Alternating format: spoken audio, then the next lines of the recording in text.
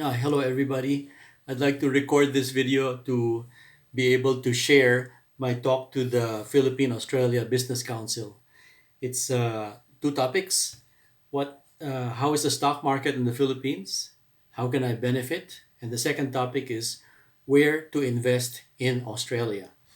My name is Sandy Gilles and I am now in Sydney, Australia.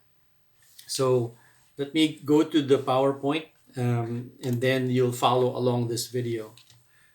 Slideshow. Many thanks to the Philippine Australia Business Council for making this possible. Thanks to Dennis Quintero, Albert Garcia, and Leo Dominguez for inviting me over. I'm pleased to meet all of you. Um, the topic for today is how do we benefit from the growth potential of Philippine stocks?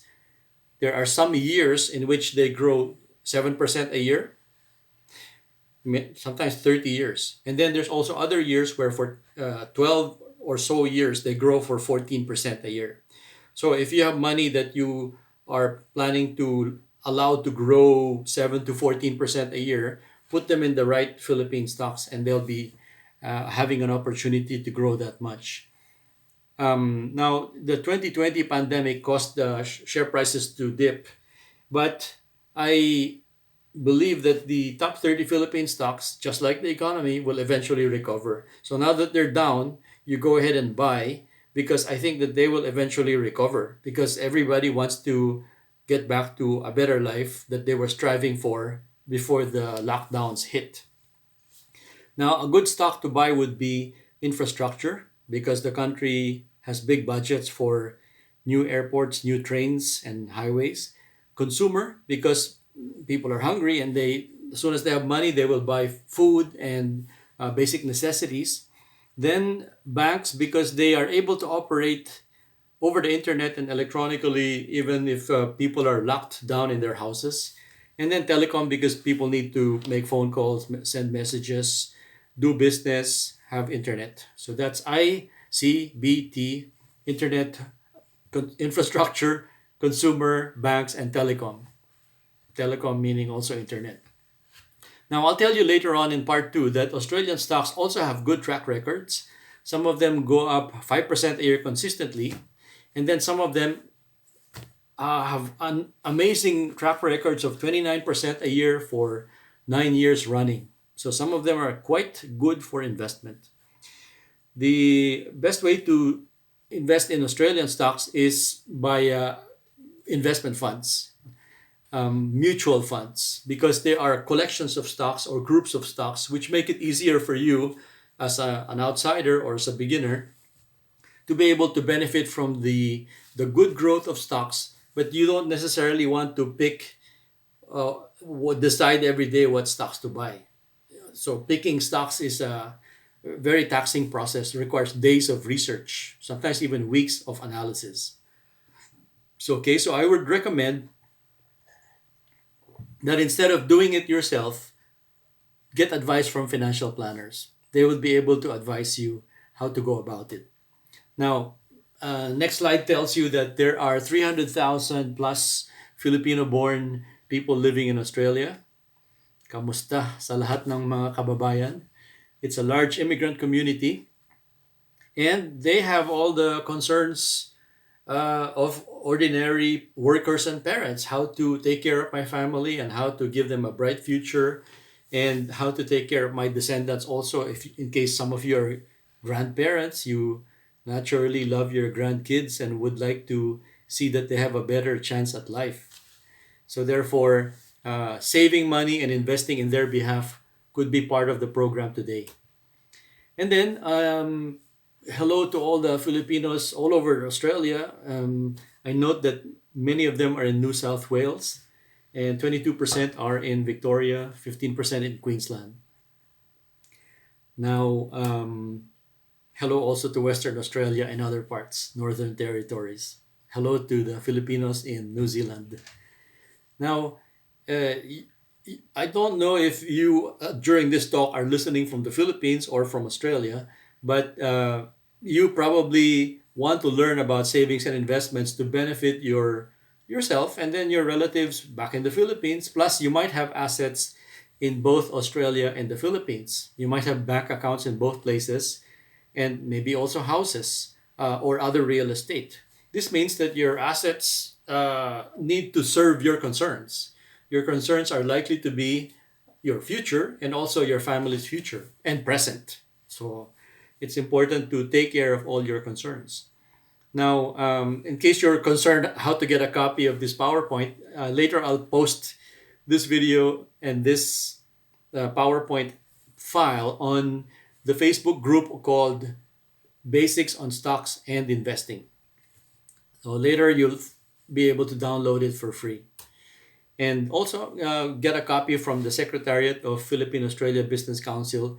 Theirs will be more complete because it will contain the open forum and the opening remarks and the possible chats between the panelists and myself and the audience. Now, what's the best way to take care of my loved ones, my descendants? It's really up to you, but I would say personal attention plus offering them a good education and then offering them opportunities in life and perhaps helping them out with capital for a future business.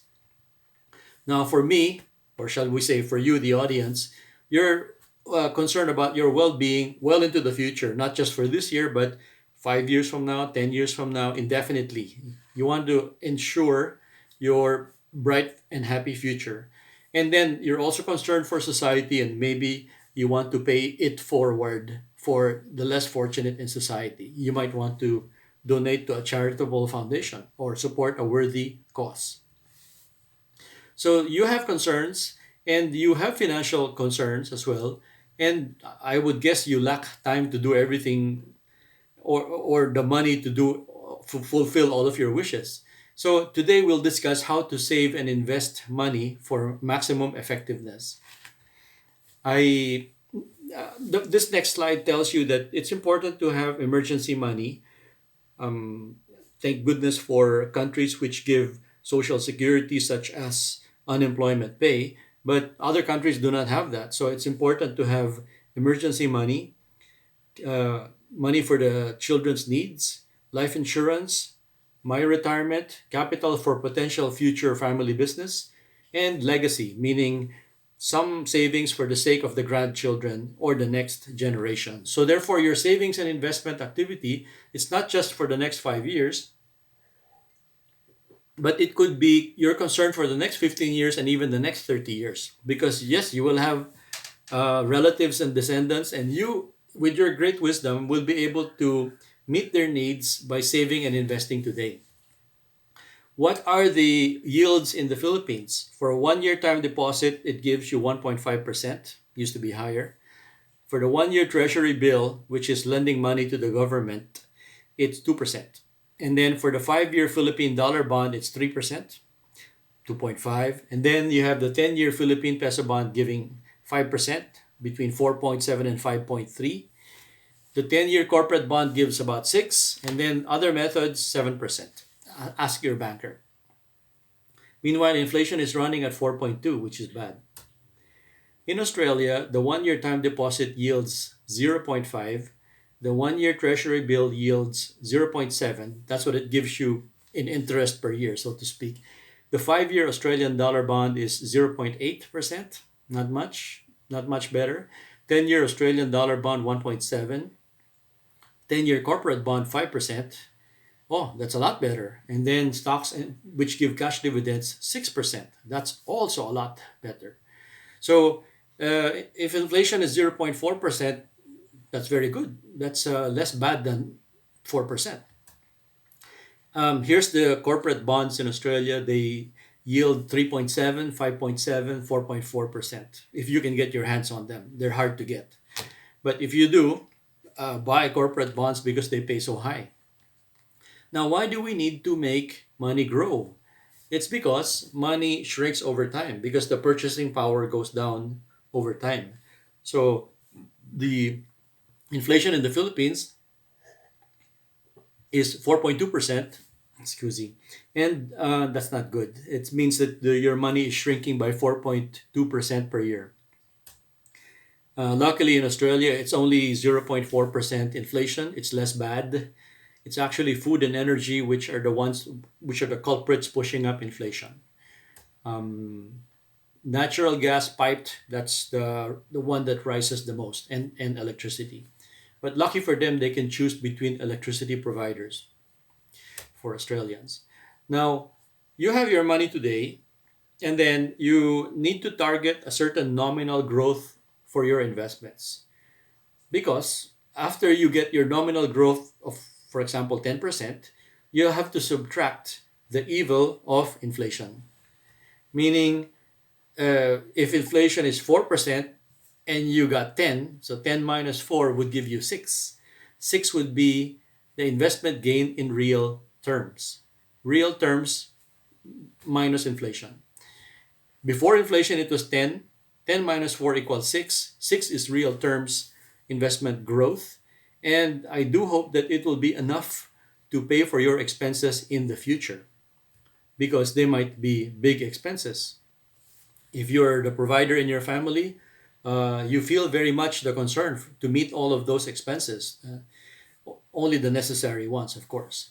So, therefore, you might have to make a plan that means my family now has this money, and I think that it'll be okay for our survival for the next 10 years, but I might as well try to make some of it grow 10% a year over the next 10 years if I'm not planning to spend it within the first 9 years. So there might be some money that I can allow to grow over 10 years to give us a 10% gain. In general, if you want money to grow 10% per year, you have to be patient and allow it to grow 10%, 10%, 10% over 10 years. And then you're very likely to get that target with a lot of patience and investing in the right instruments. Now, if you want 15%, pwede rin, kaya, but you need to go into more aggressive instruments and have more patience. Be willing to wait 15 years. But you will get, with wisdom and patience, you can get 15% growth. And then if you want to target 20% growth, kaya yan. Let's say that you put together a fund of money for the grandchildren. That means that you are willing to wait 20 years because anyway, the grandchild is newly born. So by the time the child is 20, he will have money for his possible business capital, or maybe he wants to run for political office back in the hometown, whatever he may want to do with that money. At least you as grandfather or grandmother have put together a family scholarship fund for their benefit. That's legacy. Some people might say 20% is very hard. Actually, you just have to go to Broken Hill Proprietary or BHP Billiton. This stock went up 21% per year for the past 5 years. 21% per year for the past 5 years. 21 plus 21 plus 21 plus 21 plus 21. How did it do that? Well, it started at $17 in 2016, and it is now 45 Aussie dollars in 2021. Oh, magaling yan. Hindi lang swerte. Not just 1 year that it's lucky. It's really good because the sales are good, the profits are good, so the share price follows. And it's 21% per year for 5 years. It's not impossible. Followed by this other stock called CSL, biotechnology company. It's in Melbourne. And the share price was $30 in 2012, and it's now 254. Galing, ano? 254. So that's 27% per year for the past 9 years. Okay ba? I mean, good discovery. Where can you make money grow in Australia 27% per year? Hard to find. And even if you find one, usually it's good for 1 year only or good for 2 years, but this one was good for 9 years. 9 years, it went up 27 plus 27 plus 27. Medyo bako-bako. It's just zigzag going up like that. Pero umabot din siya and gave you 27% per year. Good, di ba? So that's Aussie dollars 254 now. I suggest you buy it now at 254 and wait for it to move higher to maybe 300, 400, 500. if they have lots of sales and lots of profits, they can achieve that. It's great. Next is the system. You buy good stocks or invest in good funds, get an advisor to pick good funds for you, and then be brave and trust the system. Have faith in the economy, be willing to wait for years and years, and then the rewards will come after many years. Yeah, so as much as possible, look for 20% growth per year for 20 years. It's a lot better than just 15% a year for 15 years or 10% a year for 10 years. If your time horizon is 20 years anyway, you're saving up for your grandchildren or for your descendants, or maybe a scholarship fund for the less fortunate in your hometown or province, then why not target good blue chip companies in the Philippines or Australia? I'll give you more examples. There's the top 30 stocks in the Philippines. They're called the Philippine Stock Index. They are called index number because back in, I think, 1980, yeah, 80 or 84, they were 100 points. They set it equal to 100 points. I have it there somewhere, yung exact date. Pero by year 1988, that index, which started at 100 points, was already 600. And then it's now at 6,400 points in 2021. So I calculated that it went up 7% per year for the past 33 years. That's good. 7% positive per year. I mean, if you look at the chart, it's going up and down like wild. So it's not always positive. Sometimes you have down drafts and then you have upswing and then down again and up again. But if you get the average line, it's 7% a year for 33 years. That's quite good. I mean, it's a lot better than -7 for any length of time. So dapat be brave and trust the system and be able to invest in good Philippine stocks or Australian stocks or US stocks, and then hold it for long term, and then you'll be able to get the benefit of lots of growth in the economy, meaning more sales, more profits. So the all ordinaries, all ordinaries of the Australian stock market, they are the top 500 stocks. They represent 95% of the market's value. So that was back in 1980, it was 100 points.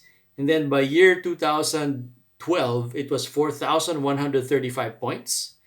And now in 2021, it's 7,000 points, 6,998.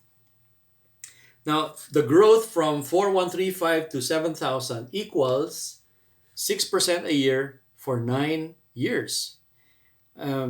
Which is better, 1% on savings deposit or 6% a year? Doon na tayo sa 6% a year. Even though you notice that the price chart of the top 500 is moving like crazy up and down. Basta over time, it tends to go from lower left to upper right.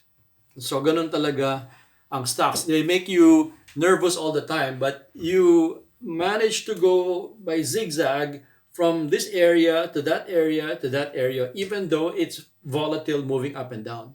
So on any given month or week, you might have negative. But if you wait long enough and you're in the right market or the right stock, you will be vindicated. You'll have a good, for example, 6% a year for 9 years.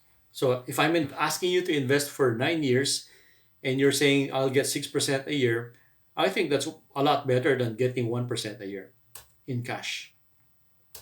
All right, so that's the Australian top 500, which represents 95% of the market. It's called the All Ords, All Ordinaries. They started 1980. In 1980, they said, how much are all the stocks in the Australian stock market? There are so many billions. Okay, billions and billions of dollars equals 100. And then 100 is the starting point of that day.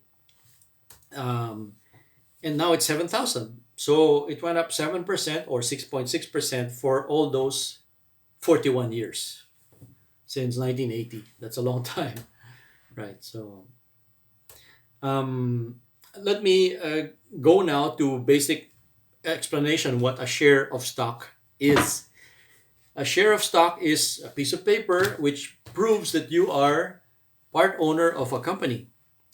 When you pay for a share of stock, you become one of the owners of the company.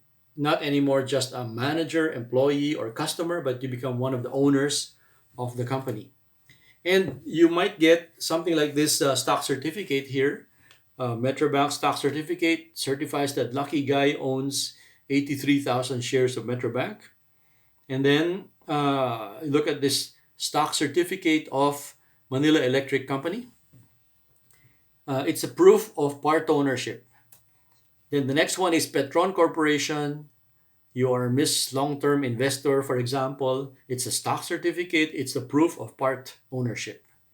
Now, the new style of stock certificate is just plain paper certifying that you are the rightful owner. And you can present this to an embassy or a consulate, and it becomes proof of wealth, of assets. Where to go to be able to buy stocks? You go to the Philippine Stock Exchange in Boni Global City. Buyers and sellers gather there electronically. They trade shares of stock. So what happens is that there's a company, then you give them money, they use the money for doing business, and then if their business is good, then they have more sales and more profits. And then at the end of the year, all the owners receive a share in the net profits. What do you call the share in net profits? If you could guess, it's if you could type it in the chat box, I'd be happy to hear your response. What do you call the share in the net profits? You call that a cash dividend. Okay, a cash dividend. So if the company gets good net profits, then they will pay a portion as cash dividends. It will go to all the owners. Each one gets a share. And then that common share becomes therefore more desirable. Everybody wants to buy it because it gives good cash dividends. And then if people buy that share, then the price goes up. Okay, that's why it becomes more and more popular, because it pays good cash dividends, and thus the price goes up over time. For Meralco, for example, 5.5% cash dividends per year. PLDT, 6 to 7% per year. For every 100 pesos invested in PLDT or Globe, you get 6 pesos back to you. For every 100 pesos invested in Meralco, you get 5.5 pesos back to you, almost as if it was interest. It's not interest, it's called cash dividend. Meaning you're part owner of the company, and then they share some of the profits with the owner, so you get 5.5 pesos every year for every 100 you have invested in Meralco. So isn't that a good idea? Because to earn 5 or 6 or 7 pesos a year from an asset or an instrument is already very good. And that's not the whole story. Meron pa siyang share price na umaakyat. So si Meralco, 18% per year for the past 18 years. Where was the share price in 2005? It was at 20 pesos per share. In 2005, it was 20 pesos per share. Then it went up to 60, 80, 100, 150, 200. Umabot ng 360 pesos in 2020, down to 274 in 2021. For all you know, it might go back up to 360, maybe go 400 or 500 over time. Depends. The whole country needs electricity, and especially the Metro Manila area. Is that okay with you? 18% per year for the past 18 years? I mean, if you were looking for an investment that went up 18% per year, this would be it. 20 pesos per share went up to 360 and 274. So you buy it now at 274, wait for it to go up to 1,000 after many, many years. So just wait patiently, because I think it's a lot easier to buy shares of Meralco than to build your own electric company. Look at PLDT. It's not very easy to build a telephone company either. It might be easier to just buy shares of PLDT or Globe. Is it a good idea to buy PLDT shares? Think about it. It used to be 800 pesos back in 1998. Went all the way to 3,300 in 2014. Went down to 1,200 in 2021, this year. And where do you think it will go? Do you think in the Philippines there's lots of demand for telecom services and internet? Probably yes. So if there's lots of demand for telecom and internet and PLDT sells telecom and internet, it probably means that PLDT sales might go up over time.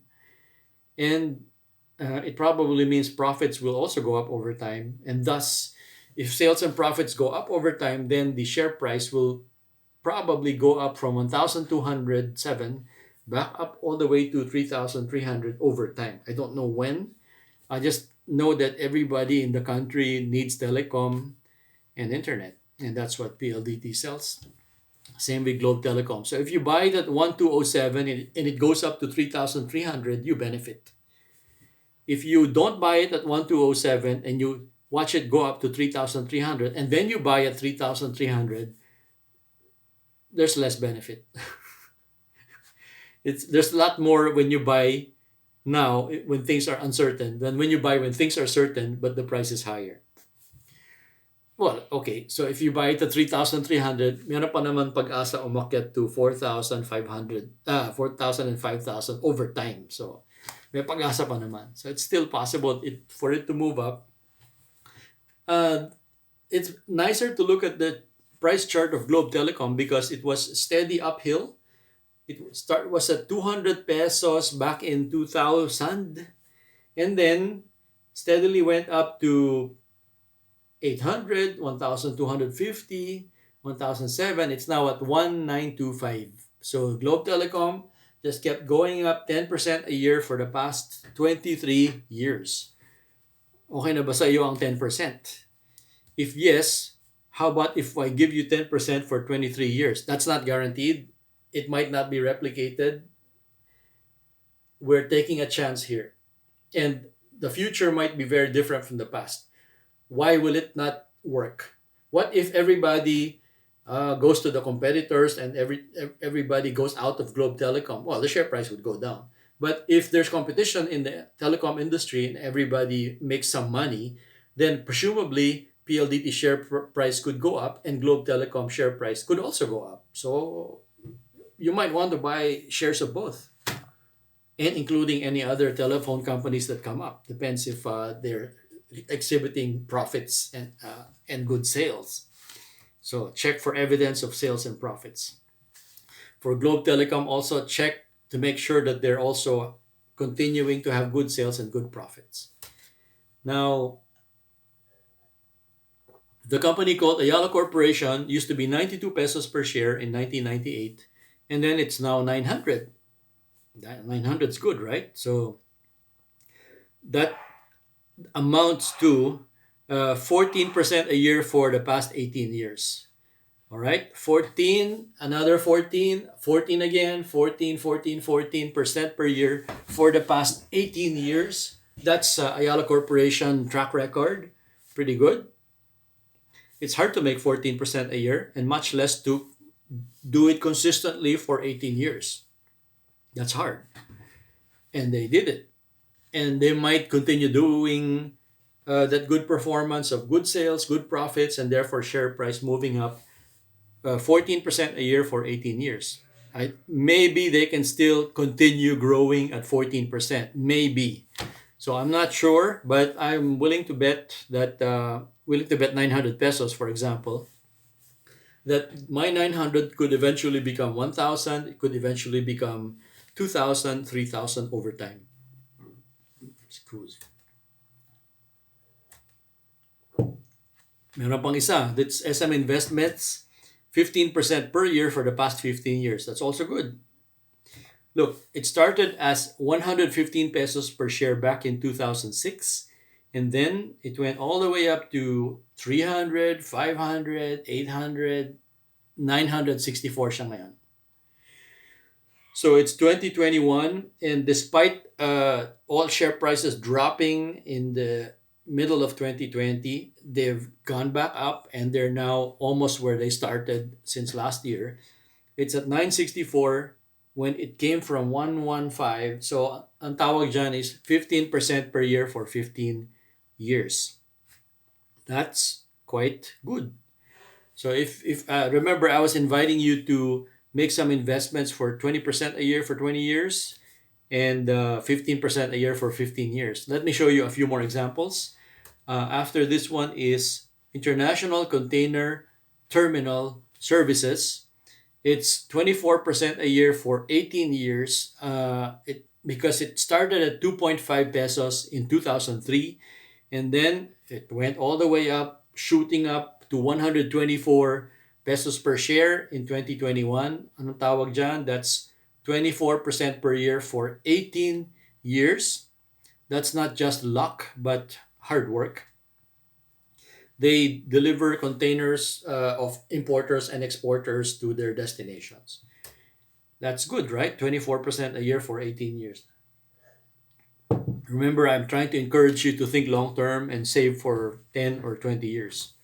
Then you have Wilcon Depot, which is hardware. And for the past 4 years, this share price has been shooting up 34% a year, per 34 plus 34 plus 34 plus 34 for the past 4 years. Maybe it can continue growing that fast if there's still demand for hardware and construction. So therefore, it was a share price of 5.5 pesos when it started, and then it's now at 17.6.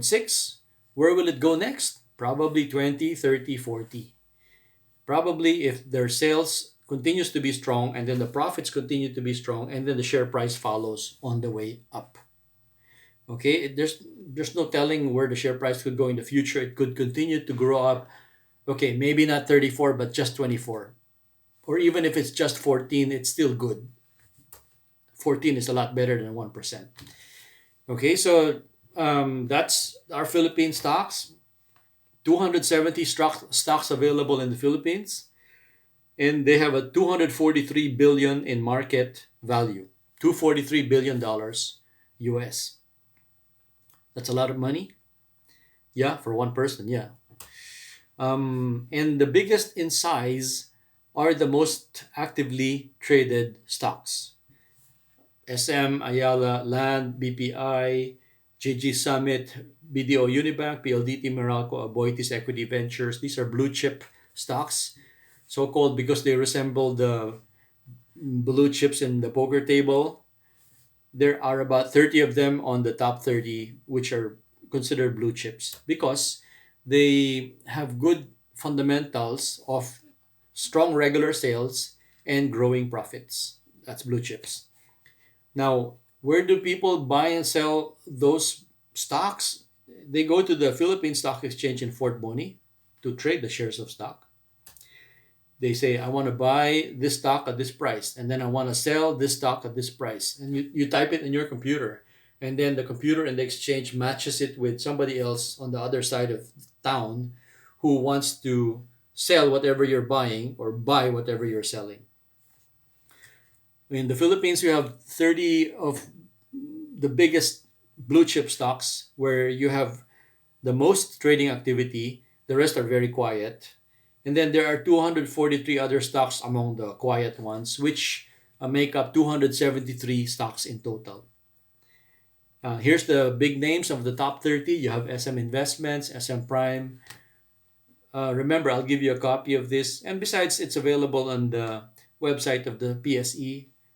Ayala Land, Ayala Corp, JG Summit, BDO Unibank, BPI, Manila Electric, San Miguel Corp, PLDT. And then you have the symbol, you have the price in pesos, you have the shares in millions.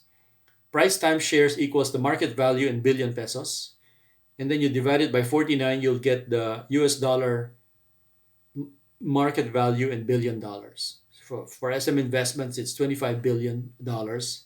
SM Prime is 21, Ayala Land 11, Ayala Corp 10. All right, so this would be the first 10, and then you look at the next 10.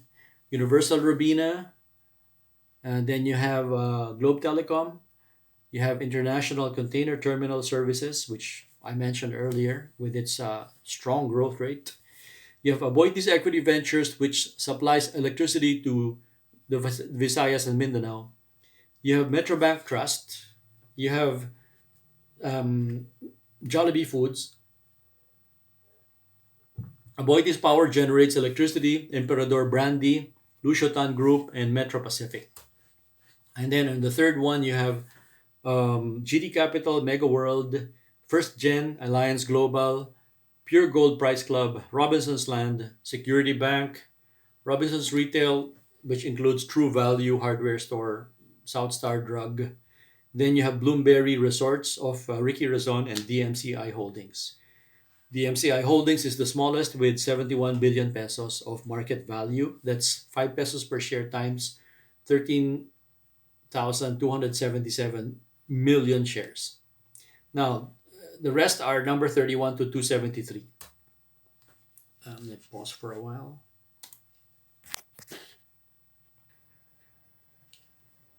Okay, continue. Okay, so here's the picture of the progress of the top 30 stocks. These wiggles, that's the so-called share price of the Philippine Stock Exchange Index. And that number started as 100 points in 1984, I think. And then, let's see. And then it started to get higher and higher over time. So it's now running at 6,400. Okay, 100 points in 1984. Um, and then they just took whatever was the available stocks then and then set the market value equal to 100 points as a starting point. And then from there, they traced how high it would go. So it's now at 6,400 points. That means it's 64 times higher than in 1984. So you can measure from the time it began, it is 64 times higher. Umakyat naman. And it's also 3.2 times higher than 2008, which was a crisis year. Right? So in 2008, we had a global financial crisis, and people thought, oh no, it's the end of the world. But nope, it's just the beginning of another growth era. Don't panic when there's bad international news. Um, Prices plunged in the year 2020. All over the world, they came crashing down, but they started moving up again to recover. So our index in the Philippines went from 8,000 points down to 4,000. Disaster, right? But it went back up to 7,000 and then down to 6,004, indicating that it probably wants to go sideways for some time. I don't know if it's years or months before it starts to pick up again. Um, Similar to year 2008, there was a moment when prices plunged in half. I mean, from this level, cut in half, and then went all the way up 390% up, right? So negative 50 muna, and then 390% up times 4.9. Don't discount the market. I mean, just because it fell doesn't mean it won't be able to pick itself up and make enormous gains afterwards. So our stock market in 2008 dropped in half and then multiplied times 4.9. Similar to last year, 2020, there was cut in half and then I don't know if it will move up times 4.9 over the next several months, years, right? So it's possible. Was 2020 a bad year? Yes. Are stocks always bad? No. Short term, they can be bad. They can be unpredictable and totally uncertain and volatile. Short term. So what's the cure? Don't go short term. Go long term. Long term can be good because the economy grows over time, even though it grows in a crooked way. It does grow over time, similar to the way the population grows over time, and more workers and more mouths to feed, yes, but also more workers and more people aspiring for a better life. So therefore, everybody works hard to achieve a better life, and that drives the economy. The economy is not driven by NEDA or the central bank; they just measure it. It's the family providers, men and women, parents, who are working hard to be able to put food on the table and to send their kids to school. That's the driving force of the economy. And I think that that will be an unbeatable driving force because they love their children and love their family and therefore want to work very hard to provide for them. and to give them a better life. That's a very strong motivation.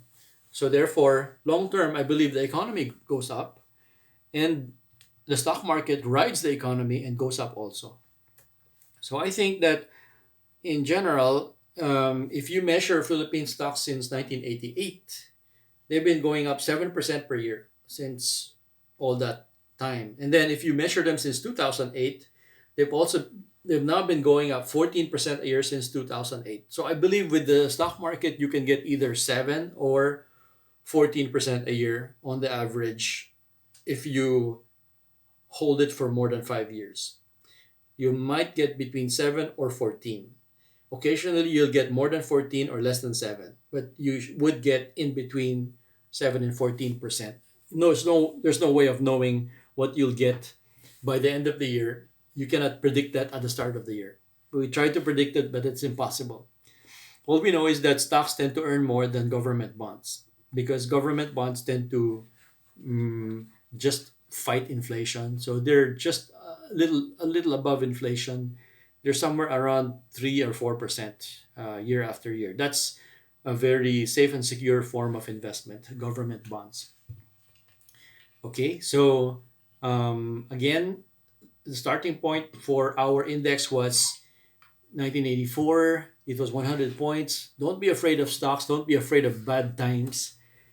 Even in the midst of the bad times of the 1980s, stocks went up times six to 1988, 600 points. And then it went up to 1,000 points in 2003, went up to 2,000 points in 2009.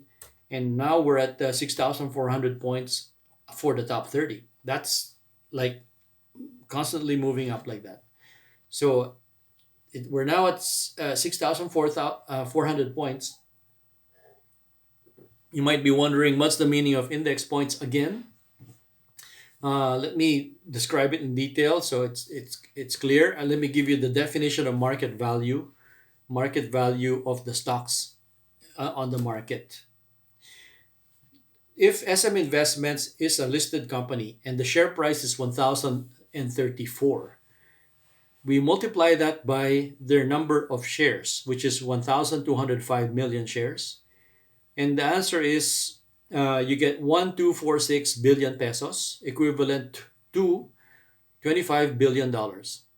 That's the market value of the listed shares of SM Investments. What are the listed shares? They are the shares which are on the stock exchange. Out of the 100% of SM Investment shares, 40% are in the stock exchange and 60% are still in the hands of the C family. They are privately held securities. So what we're counting is the 40% on the stock exchange. And it's worth $25 billion. Now, for Ayala Land, the share price is 37. Multiply that with 14.73 billion shares. That's a lot of shares, but yes, I think it's correct. 37 times 14.73 billion shares gives you 540 billion pesos, and that's 11 billion US dollars. And that corresponds to 52% of total shares. The remaining 48% are still in the hands of the Ayala family, which privately owns that chunk of Ayala land. They started the company. Then you have JG Summit, which is the share price of 63 times 7,521 million shares equals 474 billion pesos. Divided by 49, you get 9.6 billion US dollars. And that corresponds to the 40% which is listed on the exchange. What about the remaining 60? It's still in the hands of the Gokong Wei family. They hold it still privately. And in general, for every stock, there's a share price multiplied by the number of shares equals the market value for the stock. Now, if you add up all the market values of the top 30, it becomes many billions of pesos. And here's the example. If you count all of the market value of the free float meaning listed on the exchange, then it comes out to this many billion plus this many billion equals total number of billions. And then just add it all up, you'll get many billions of pesos. Set it equal to 100 points. That's the beginning in 1984. So consider the many billion pesos in 1984 to be the 100 points. And then, so the following day, if share prices move up 1%, then the index becomes 101 points. If it goes up 2%, by the time it went up 2%, the index would be 102 points. And eventually 105, 110, 120, and higher over time. But the starting point is 100 points in 1984. So if we are now at 6,400 points on that index, that means that the value of the top 30 went up times 64, and it delivered a gain of 7% a year from 1984 till 2021. So here's a chart of the Philippine Stock Index. You notice that I encased it in green lines, and the green lines tell you what's the highest of the range and then the lowest of the range. And here it is in the middle. In the middle of the range, here's the lowest of the range. So I expect that it'll be moving up over time following the brown line in this diagram. It stays between the green lines and it might follow the brown line by fluctuating around it. Okay? Like this. So if you have an optimistic forecast on the Philippines, you would say that we've been moving like this up to now. I think it can continue moving up like that. But if you're pessimistic or conservative, just forecast it will go sideways for 2 years before uh, once we have the vaccine in the Philippines, everybody gets vaccinated, then we can have more mobility and the movement of the share prices will resemble the long term past 33 years like that. Okay, so I think that there's a way to forecast optimistic and pessimistic. Optimistic is going up straight and pessimistic is sideways for a while before going up again. Right? So if you think that the dominant force in the Philippine stocks is down, okay, then it might not be good to buy stocks now if you think that it's overwhelmingly downwards, because it might take about 3 or 4 years before it picks up again. If you think that way, um, you might think it's not worth investing. Now, if you're wrong and then the dominant force is an upward force, then people will find a way to make money and earn a living, do business, even if there's many hardships, as there always have been. So it's possible that after a brief period of suffering, I mean, it's been a long time suffering. I hope that they be able to find a breakthrough and earn good economic dividends, good economic rebound. I hope. So stocks to buy in the Philippines would be infrastructure, consumer, banks, and telecom, which includes internet. The infrastructure related stocks are Megawide, ICTSI, Ayala Land, because they construct, Manila Water, Wilcon Depot, San Miguel Corp for highways and tollways, and Metro Pacific, also tollways and other utilities. Then you have consumer for basic necessities. You have the Pure Gold Price Club, also SNR stores.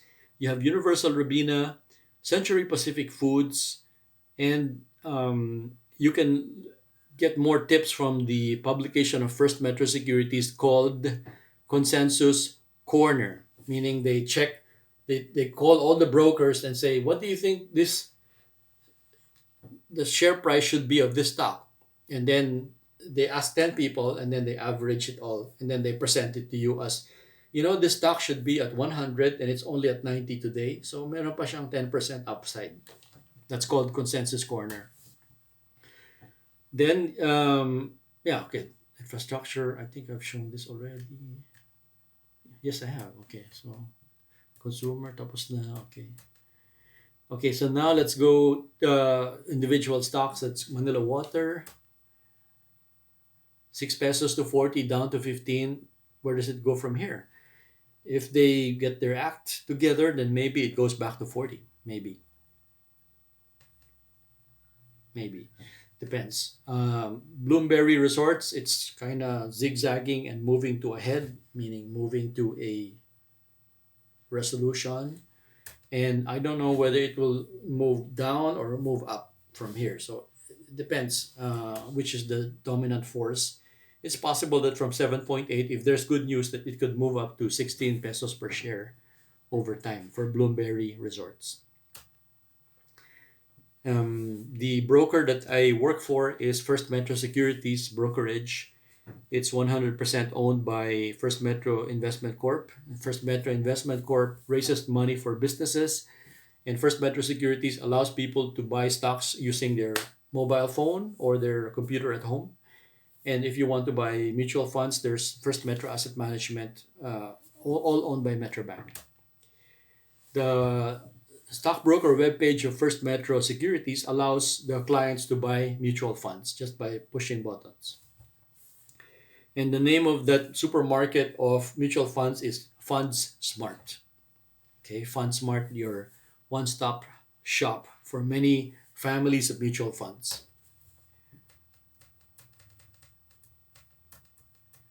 And then dial this number during office hours to learn how to invest in stocks, or visit firstmetrosec.com.ph.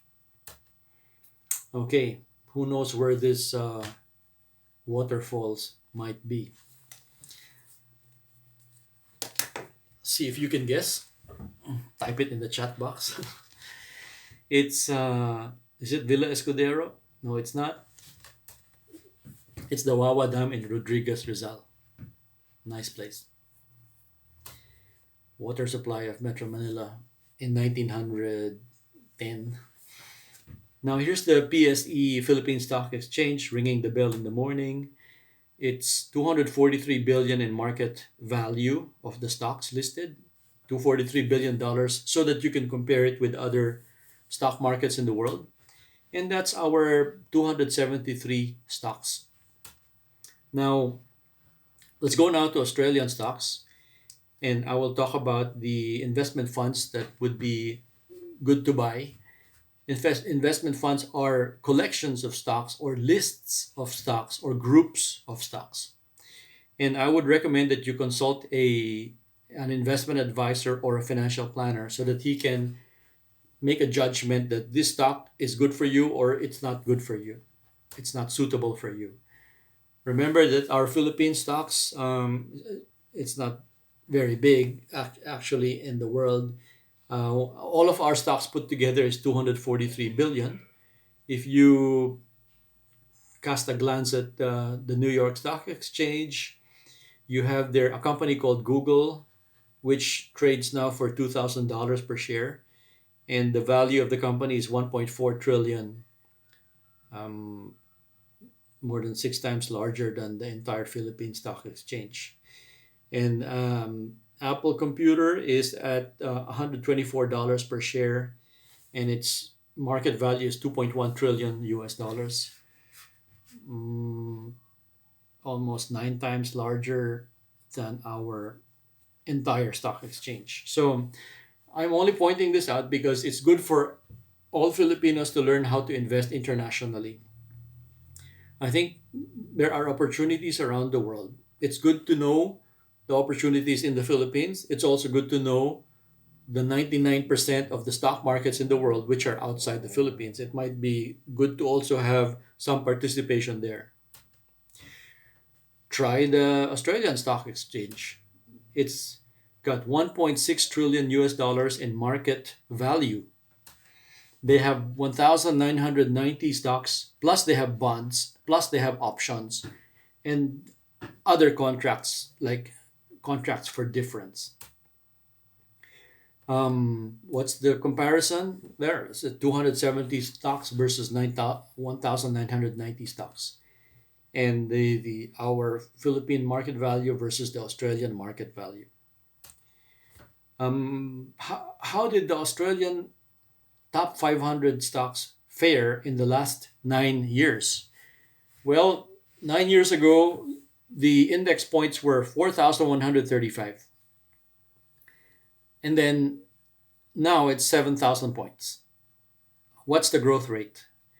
The growth rate is 6% per year for the past 9 years. How do you buy it? You can buy the top. Wait a second.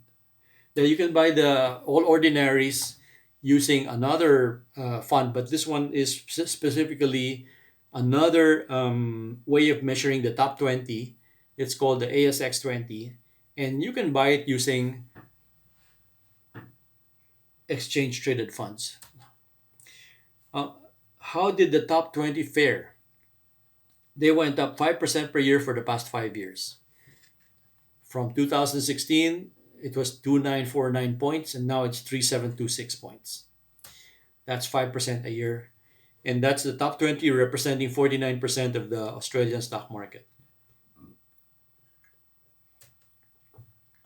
What's the benefit of buying this fund? You get low cost exposure to the 20 largest Australian stocks. It represents 49% of the stock market.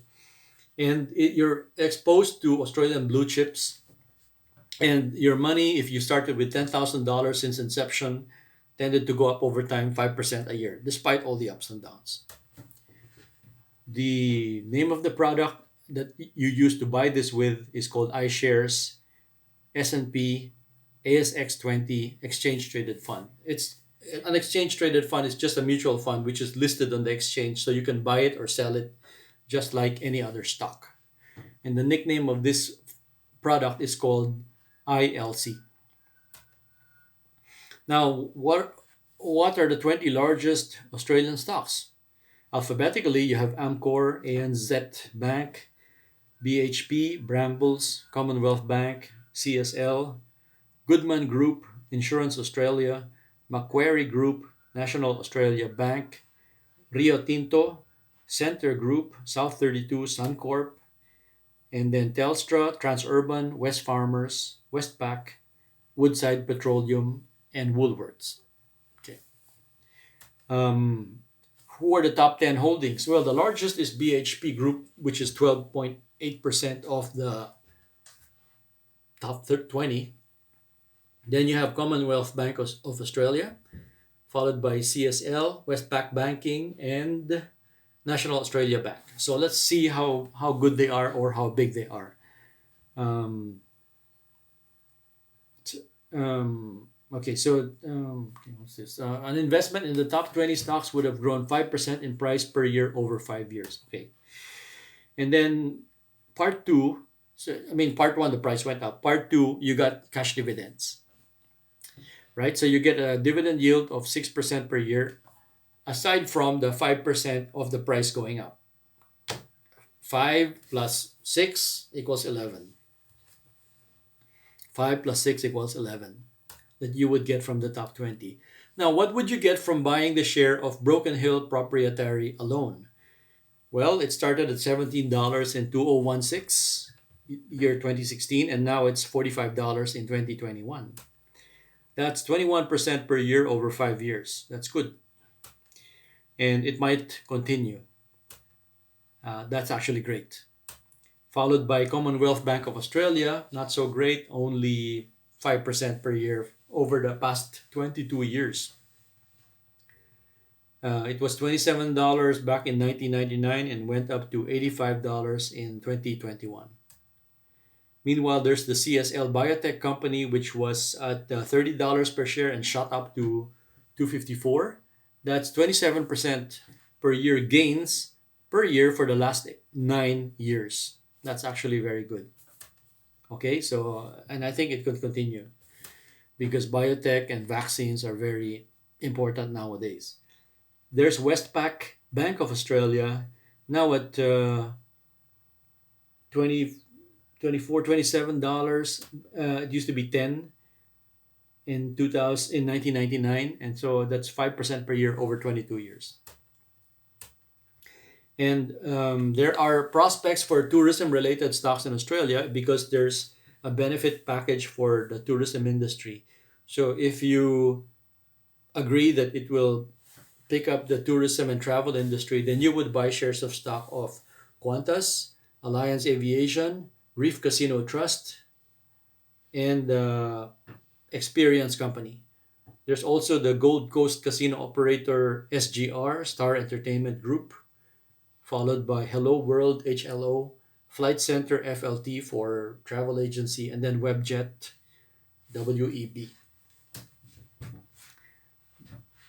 All right, so here's another way to slice and dice the Australian Stock Exchange. They have a 200 shares, top 200 stocks fund called ASX 200, and you might buy it as an exchange traded fund on the exchange. So it gives you the exposure to the top 200, and then it gives you around 7.25% per year for the past 10 years. Good and strong, right? For the past 5 years, it was 10% a year. And then, but it was 11 for the past 5 years. Okay. Now, there's another fund. Okay, so I told you that there's the top 20, top 200, top 500. This one is the small companies only. And it went up 13% a year for the past 5 years. 12.88 or 13. And what's the catch? It tends to fluctuate a lot up and down. The average is 13, but it can go way above 13 or way below 13. This means that on a good year, you could have 13 plus 21 equals 34. On a bad year, you can have 13 minus 21 or minus 8. So, but the average is 13. And then it just goes all the way to 34 or down to negative 8 and up again to 34, down to negative 8. Your defense really is to invest long term so that you get the long term movement of 13% per year. How will you trade stocks? You look for your own broker. Go to finder.com and compare online brokers for Australians. For example, these are two examples. They allow you to trade shares on the Australian Stock Exchange plus global shares or US shares. All right, so to sum up, this is you. You got your assets today. You want to develop a strategy so that you can reach your investment objectives here.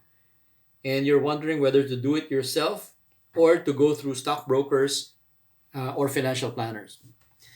I suggest you go through stockbrokers or financial planners. Get their best ideas, trade through them, and then they'll be able to guide you because there's many hidden pitfalls in this area.